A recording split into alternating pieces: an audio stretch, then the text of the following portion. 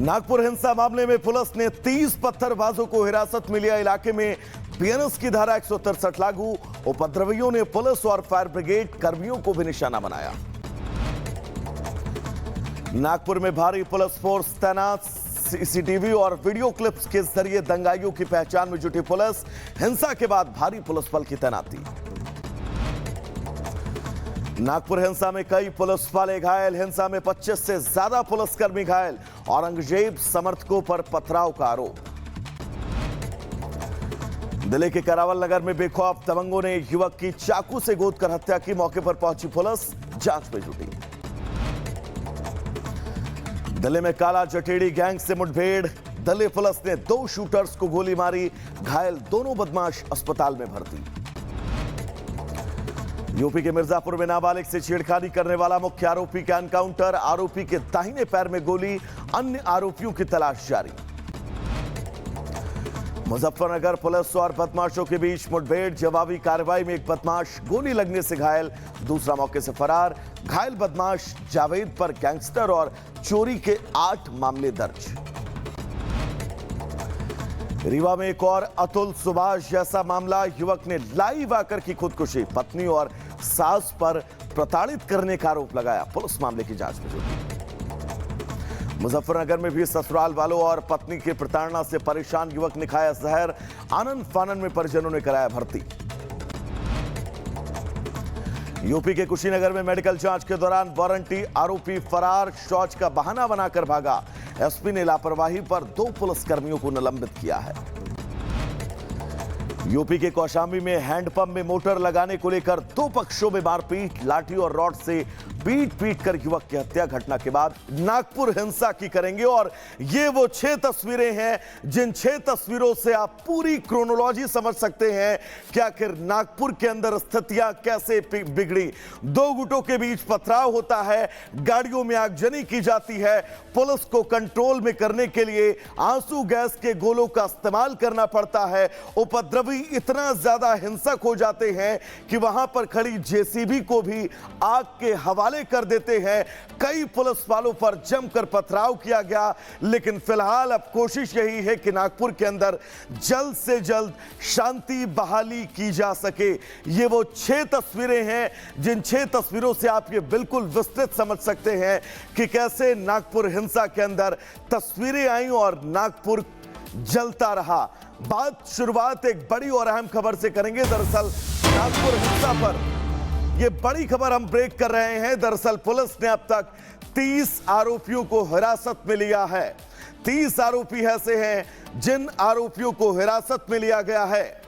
3 से 4 कारें आग के हवाले की गई। हिंसा में 25 से 30 ऐसी बाइकें थी जिनको आग के हवाले कर दिया गया। और इस पत्थरबाजी में 15 से 20 पुलिसकर्मी ऐसे हैं जो घायल हुए हैं। ये वो तमाम तस्वीरें, ये वो तमाम वीडियो जो आपकी टीवी स्क्रीन पर हैं, ये चीख कर कह रहे हैं कि नागपुर में कैसे अशांति फैली रही।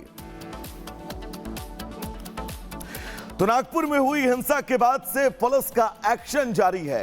रात से ही पुलिस हिंसा, आगजनी और उपद्रव में शामिल लोगों की धरपकड़ कर रही है। महाराष्ट्र पुलिस ने अब तक 30 लोगों को हिरासत में लिया है। बाकी उपद्रवियों की पहचान की जा रही है और पुलिस का यह साफ संदेश है कि एक भी उपद्रवी बचना नहीं चाहिए। रिपोर्ट आपको दिखाइए।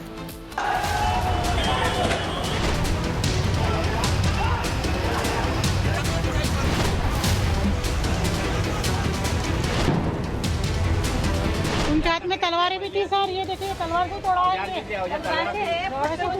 पूरा तलवार से तोड़ा है और ईंटें पत्थर और खिड़की के कांच भी फूटी है ऊपर की। यहाँ पर चुन कर खास लोगों के घरों को नुकसान पहुंचाया गया, उनको गाड़ियां जलाया गया और बहुत ही गंदी बातें बोली गई। आगजनी,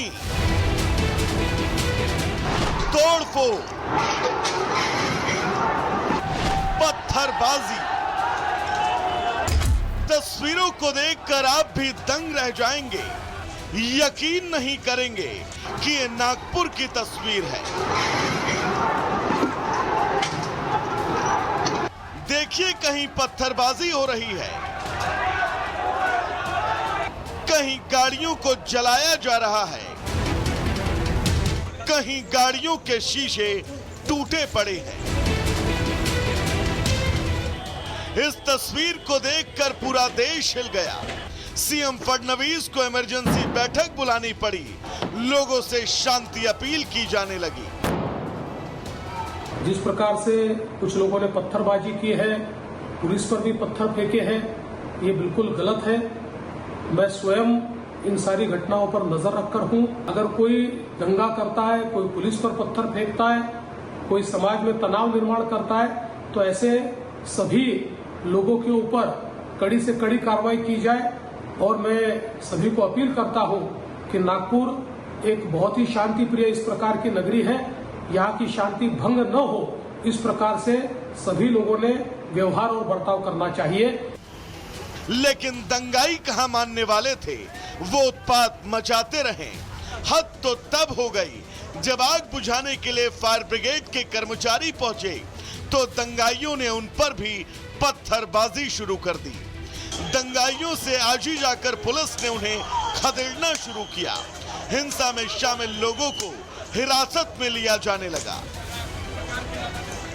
कंट्रोल में है और ऐसा कुछ नहीं है अभी कि जिससे कोई घबराए, परंतु जिन लोगों ने कायदा सुव्यवस्था हाथ में लेने की कोशिश की उनके ऊपर हमारी कार्रवाई हुई है और हो रही है।